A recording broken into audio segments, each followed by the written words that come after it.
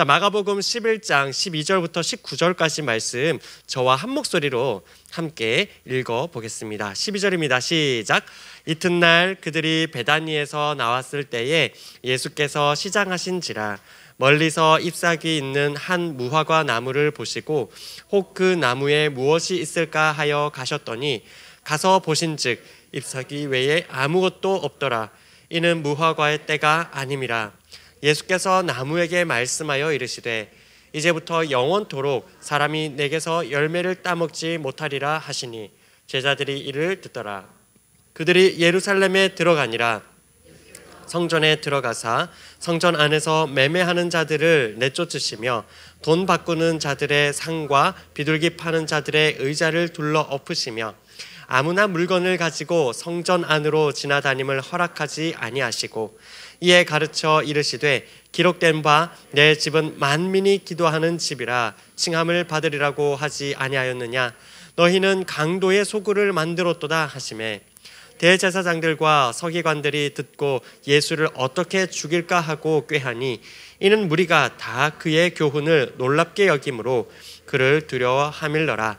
그리고 날이 저물매 그들이 성 밖으로 나가더라. 아멘. 여러분, 간혹 그 인터넷 쇼핑을 하다 보면은 유독 눈에 확 띄는 문구들이 있습니다. 특히 여러분 어떠세요? 파격 세일, 그리고 초특가, 블랙 프라이데이, 막 수요일인데 블랙 프라이데이 막 떠 있고 이러면은 굉장히 눈이 막 갑니다, 그죠? 그리고 모든 애플 제품 이번만 하면서 네, 그런 배너가 떠 있으면 우리 눈이 확 영 하고 갑니다, 그죠? 그런데 여러분, 저는 사실 그런 배너를 클릭할 때마다 매번 실망하게 됩니다. 왜냐하면 클릭해서 들어가면 이미 판매 종료, 그리고 판매하고 있더라도 여전히 초특가 할인이라고 붙어 있지만 여전히 제가 접근할 수 없는 금액, 이런 금액들이더라고요. 여러분도 어떠세요? 이런 경험들 다들 있지 않으세요? 그죠? 이번 한 번만 해서 들어갔는데 한 번만에 그냥 광탈, 이런 상황이죠. 여러분 어떻습니까? 요즘에 뉴스에도 청년 적금이 또 이슈입니다, 그죠? 이제 청년들에게 높은 이자가 돌아갈 수 있도록 어떤 상품이 마련이 됐는데 정작 이걸 신청하려고 들어가 보니 신청 대상자가 아니라는 거예요, 자꾸. 그런 경우들, 지금 막상 지원할 수 있는 그런 범위가 너무 제한적인 이 상황 때문에 조금 논란이 있죠. 여러분, 오늘 본문도요, 우리가 방금 얘기한 것처럼 어떤 기대와 실망, 그리고 거기에서 오는 긴장감, 기대와 실망이 주는 그 사이에 있는 긴장감이 오늘 본문에 드러나 있는 것 같아요. 자, 먼저 오늘 본문 내용을 보면은 처음 오늘 본문을 읽으면 좀 몇 가지 의문이 좀 듭니다. 일단 내용을 먼저 볼까요? 자, 예루살렘에 예수님께서 도착하셨어요. 그리고 어느 날 시장하셨죠. 뭔가 배가 고프셨습니다.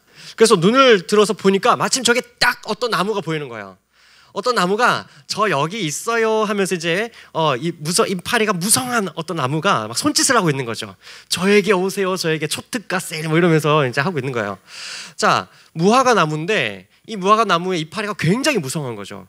그래서 예수님께서 보시고는 오잉 띠용, 아니 지금 무화과 열매가 맺힐 때가 아닌데 저렇게 이파리가 무성하게 있다고 하면서 혹시나 하고 가셨습니다. 그런데 웬걸 혹시나는 역시나가 돼서 잎사귀 외에는 아무것도 없더라라고 오늘 성경은 기록하고 있죠. 그러자 주님께서 14절에서 이렇게 말씀하십니다. 예수께서 나무에게 말씀하여 이르시되 이제부터 영원토록, 당분간이 아니라 영원토록 사람이 내게서 열매를 따먹지 못하리라 하시니, 그래서 실제로 오늘 함께 읽은 본문 그 뒤로 가면요, 20절로 쭉 이렇게 넘어가면은 실제로 이 나무가 뿌리채 말라가지고 그냥 죽은 걸 제자들이 발견하게 됩니다. 여러분, 여기서 뭔가 좀 이질감이 느껴지지 않으세요? 뭔가 예수님 그러면은 뭔가 고쳐주실 것 같고, 그죠? 안심하라, 열매 없는 나무여 안심하라 하시면 갑자기 열매가 주렁주렁 맺힐 것 같고. 그런데 지금 예수님 너무 좀 과격해 보여요. 무화과 나무 열매가 없으면 열매가 맺힐 수 있도록 도와주시면 좋을 텐데 그냥 죽여버리신 거잖아요. 너무 충격적이란 말이에요.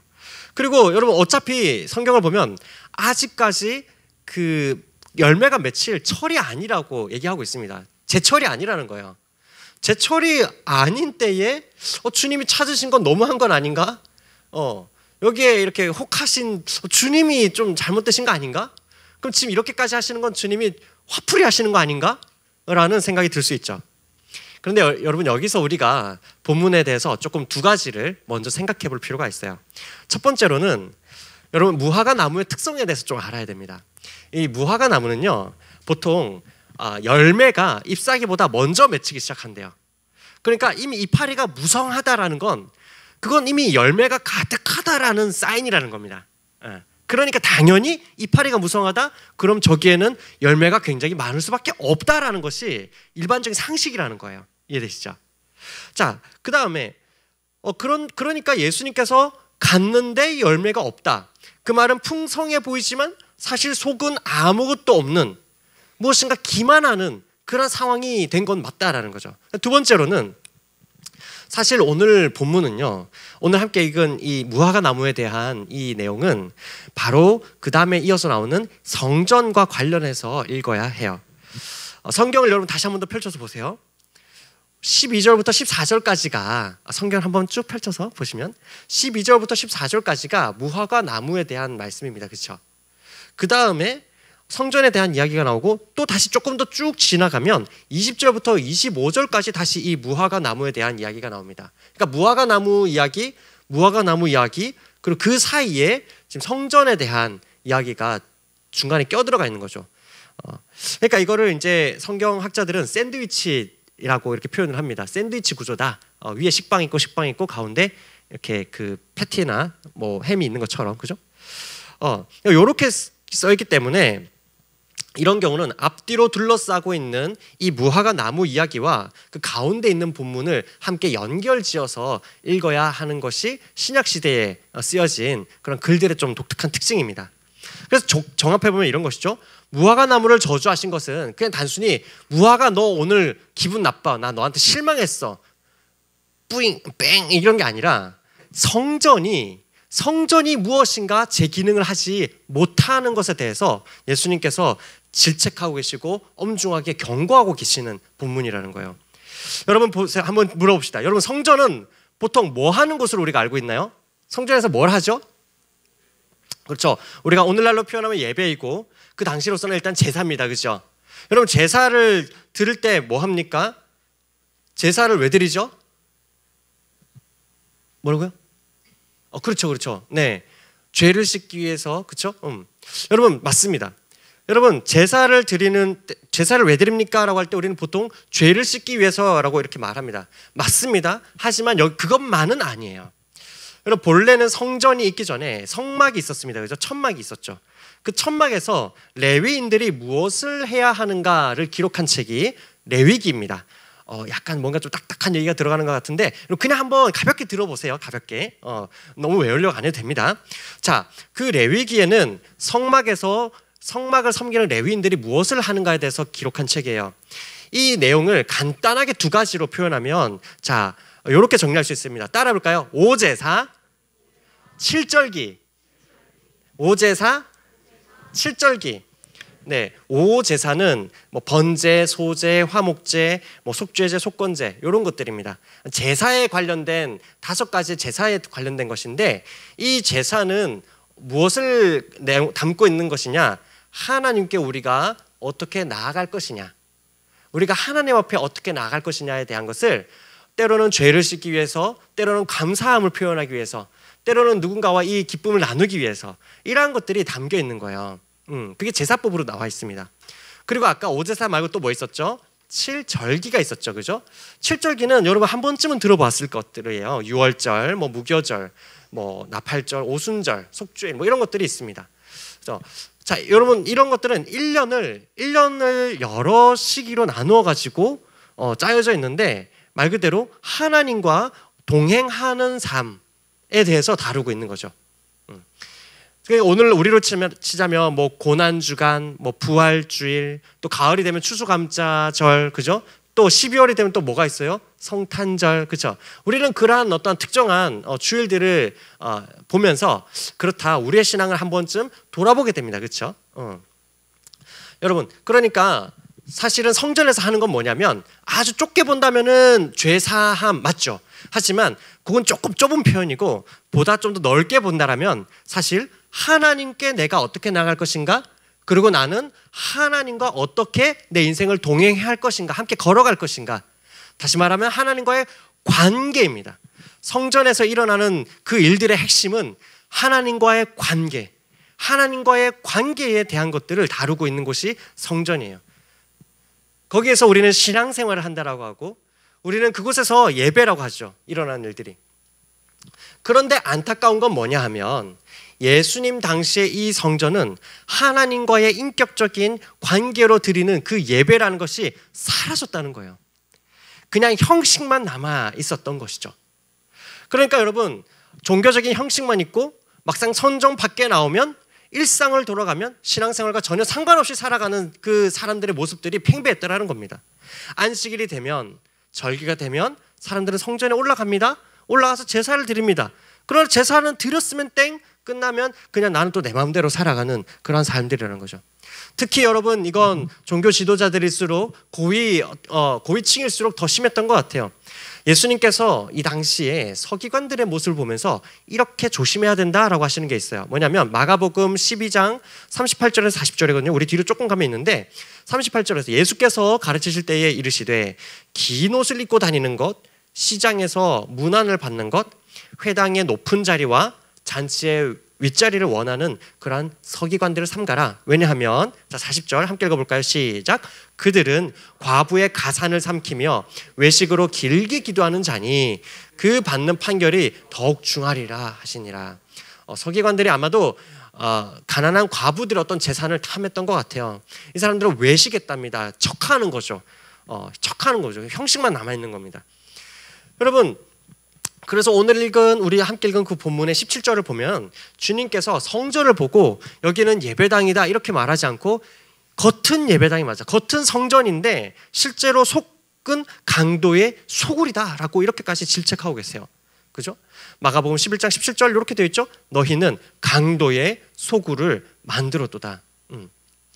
만 백성이 성전이라면 만 백성들이 심지어 이방인들까지도 나와서 하나님 옆에 기도할 수 있는 그러한 곳이 되어야 하는데 제사를 드리기 위해서 필요한 것들을 사고 판다. 이런 것들을, 그러니까 무슨 말이냐면 제사를 드리려면은 여러분 동물들을 데리고 먼 길을 데리고 와야 되잖아요, 그죠? 근데 너무 멀고 이렇게 쉽지 않은 부분이 있다 보니까 좀 편의상 이제 그 성전 주변에서 이제 사람들이 돈을 갖고 오면은 거기에서 이제 즉석에서 이제 동물들을 살 수 있었던 거죠. 그러니까 사실은 제사를 드리기 위해서 필요한 건 맞는데 내용은 쏙 다 빼버리고 그냥 형식만 남아가지고 어떻게 하면 이거를 더 비싼 값에 더 이걸 해가지고 어떤 경제적 이익을 누릴 것인가에만 몰두하는 그런 상황이 펼쳐지고 있었던 거죠. 그들의 제사는 예배의 모양은 있었습니다. 하지만 하나님과의 관계는 없었던 거예요. 그들의 성전은, 그들의 삶은 다른 이방인들은 자기들로부터 철저하게 계속해서 잘라내는, 나와 다른 사람들의 접근을 수용하지 않는 그런 배타적인 삶 가운데 고착화되어 있었어요. 그러니까 주님께서는 하나님과의 관계를 맺는 그러한 기능이 상실된 성전, 그 성전을 향해서 이 무화과 나무 같다라고 얘기하시는 거죠. 잎사귀만 무성하고 뭔가를 막 하고 있는 것 같아요. 막 사고 팔고 막 음매 울고 막 비둘기 울고 뭐 하는데 구구구구 울고 막 난리인데 무성한데 열매가 없다라는 거죠. 그래서 예수님께서는 뿌리째 말라버릴 것을 명령하신 거 우리가 알 수 있는 거예요. 사랑하는 여러분, 오늘 여러분에게 질문하고 싶습니다. 오늘 저와 여러분의 예배는 어떻습니까? 오늘 저와 여러분의 예배는 하나님과의 관계에 초점이 가 있습니까? 아니면 그냥 일주일 중에 해치우지 않으면 찝찝한 그런 하나의 루틴입니까? 주일만이 아니라 우리의 일상이 또한 예배가 되어야 하죠. 그러한 점에 비춰볼 때 저와 여러분의 이 관계의 바운더리 안에 하나님 때문에 여러분과 다른 코드의 또 다른 기질과 다른 성향의 사람들이 여러분의 삶 가운데 어떻게 들어오고 있습니까? 들어오는 것을 허용하고 있습니까? 또 나는 그들의 삶 가운데 들어가고 있습니까? 우리의 관계의 바운더리는 하나님과의 관계를 중심으로 해서 다른 사람들의 관계로 계속 확장되어 가고 있습니까? 여러분, 오늘 성경은 하나님과의 관계가 없고 이 하나님과 관계를 바탕으로 다른 사람들의 관계로 침투해 들어가는 그 일상의 예배가 없다라면, 그러면 제 아무리 화려한 조명과 제 아무리 풍성한 사운드, 그 안에서 우리가 찬양하고 기도하고 말씀을 듣는다 할지라도 그건 아무 소용이 없다고 말씀하시는 거예요. 잎사귀는 무성한데 정작 열매가 없는 모습, 그건 곧 하나님을 기만하는 행위다라고 성경은 엄중하게 얘기하고 있습니다. 여러분, 그러면 우리는 이렇게 질문할 수 있죠. 그렇다면 하나님과의 관계가 살아있고, 그리고 그 관계 안으로 다른 사람들을 품기까지 우리의 관계가 또 확장되기 위해서는 어디서부터 시작이 되어야 되는가? 우리의 예배 회복은 어디로부터 시작이 되어야 하는가? 여러분, 그 솔루션은 따라해볼까요? 예수 그리스도. 예수 그리스도. 네, 그렇죠. 뭐 교회에서 어지간하면 답을 뭐 하나님, 뭐 예수님 하면 거의 다 답이 되긴 하는데, 여러분, 예수님으로부터 시작이 되어야 해요. 이게 무슨 말인지 한번 볼 텐데, 주님께서는 성전을 향해서 이렇게 말씀하셨습니다. 요한복음 2장 19절에서 21절 볼까요? 19절 보면 예수께서 대답하여 이르시되 너희가 이 성전을 헐라, 지금 눈앞에 보이는 이 성전을 헐라, 내가 사흘 동안에 일으키리라. 예수는 성전된 자기 육체를 가리켜 말씀하신 것이라. 주님께서는 형식과 껍데기에 불과한 저 성전은 무너질 것이라고 말씀하셨어요. 그리고 주님께서는 바로 주님 스스로가, 주님의 몸이 우리의 성전이 되어서 우리 모두가 주님을 통해서 하나님 앞으로 나아가고 누구에게나 차별 없이 또한 이 길이 주어질 것을 말씀하셨어요. 여러분, 그래서 실제로 우리가 한 걸음 더 나가서 주님께서 십자가에서 숨지실 때 무슨 일이 일어났다라고 성경은 기록하나요? 마가복음 15장 37절에서 이렇게 말합니다. 예수께서 큰 소리를 지르시고 숨지시니라. 38절 다 같이 읽어볼까요? 시작. 이에 성소 휘장이 위로부터 아래까지 찢어져 돌이 되니라.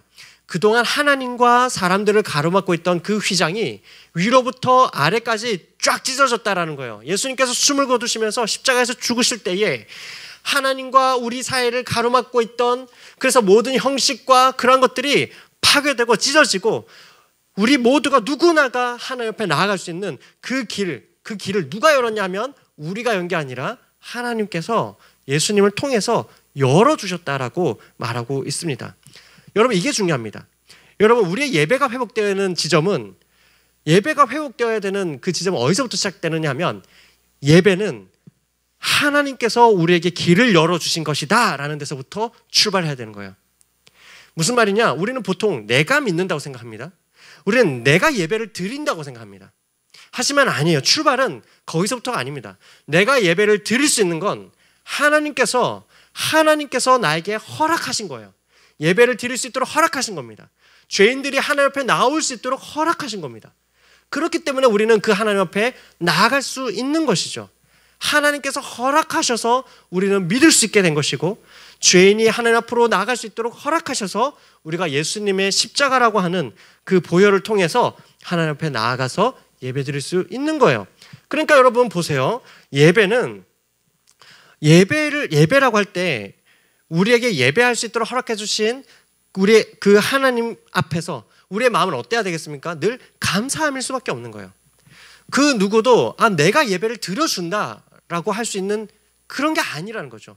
그죠? 출발이 하나님께서 열어주셨기 때문에 우리가 갈 수 있다라는, 여기서부터 출발하는 거예요. 그렇죠? 그러니까 오늘은 내가 한번 드려주지 뭐, 이건 아니라는 거죠. 여러분, 나 같은 죄인이 하나님께서 구원하신 다른 사람들과 함께 나가서 예배할 수 있다는 것이 그저 감사한 것이고, 나 같은 죄인이 예수님의 보혈에 힘입어서 일상 중에도 골방에서 일상 가운데 하나님의 이름을 부르면서 말씀과 기도와 찬양으로 나아갈 수 있다는 것 자체가 나에게 너무나 큰 특권이요 축복이다라는 것이 우리가 예배를 생각할 때 다시 회복해야 될 첫 출발의 지점이라는 거죠. 그렇죠? 사랑하는 여러분, 이런 측면에서 우리가 학기를 마무리하고 이제 새 학기를 다음 주부터 시작을 합니다. 그죠? 빠르면은 내일부터 그러나 우리의 마음 같아서는 3월 1일, 3일절을 지나서 3월 2일부터 시작됐으면 좋겠고, 이왕이면 이번 주간은 수강 신청 정정 기간이기를 원하고, 그죠? 네, 수강 신청 정정 기간이 왜 이렇게 짧은지, 그죠? 한 2주는 됐으면 좋겠고, 그런 마음이 있지만 어쨌건 새 학기가 시작돼요. 여러분, 오늘 두 가지를 붙듭시다. 첫 번째, 우리의 주일의 예배가 하나님과의 관계에서 살아있기를 바랍니다. 누구도 여러분 노래해서는 안 됩니다. 우린 노래하는 게 아니라 찬양하는 것이죠. 누구도 그냥 연주해서는 안 됩니다. 우리 모두는 예배해야 되는 것이죠. 여러분, 예배는 좋은 세션이나 좋은 팀이 만들어주는 게 아닙니다. 좋은 예배는 좋은 예배자들이 있으면 그 예배가 좋은 예배가 되는 거예요. 여러분, 두 번째로는 하나님을 의식하는 그 일상의 예배의 영성, 이것이 다른 사람들과 관계로 침투해 들어가기 원합니다. 하나님을 예배하면서 여러분 다른 사람을 미워하는 거 있을 수 없는 거예요. 하나님 앞에 서면 와, 나 같은 죄인을 하나님 앞에 예배할 수 있도록 허락해 주셨다니, 그렇게 감격했던 사람이 바로 돌아서자마자 내가 이것하고 같이 살아야 된다는 이런 손가락질하는 건 있을 수 없는 일이라는 거죠. 여러분, 그래서 오늘 본문에서 쭉 읽어보면 마가복음 11장 25절에서 이렇게 말씀합니다. 무화과 나무 비유를 말씀하시고 또 성전에 대해서 얘기하시고 무화과 비유를 다시 말씀하시면서 이렇게 마무리하십니다. 서서 기도할 때에 아무에게나 혐의가 있거든 용서하라. 그리하여야 하늘에 계신 너희 아버지께서도 너희 허물을 사하여 주시리라 하시니라. 여러분, 제자의 길, 요 몇 주간 동안 계속해서 우리는 제자의 길에 대해서 보고 있는데, 최근 몇 주간 말씀 나누는 건 뭡니까? 내 생각이나 다른 사람들의 말이 아니라 첫 번째 주님의 말씀을 듣는 길입니다. 제자의 길은 주님의 말씀을 듣는 길입니다. 두 번째로 이 길은 기도가 아니면 안 됩니다. 기도로 걷는 길입니다. 그런데 결국 말씀과 기도, 결국 여러분 예배로 살아가는 삶, 하나님을 예배함으로 살아가고 그 하나님을 예배함이 우리 일상으로 침투해서 우리의 관계까지 확장되어가는 그 예배로 살아가는 삶, 그것이 제자의 길입니다. 여러분, 이 시간 우리 모두가 이 예배함으로 사모하면서 주님 앞에 나아가는 새 학기가 되기를 간절히 소망합니다. 아멘. 네, 우리 함께 이렇게 권면합시다. 하나님 앞에서 살아있는 예배를 드립시다. 주일의 예배가 일상의 예배로 침투하게 합시다.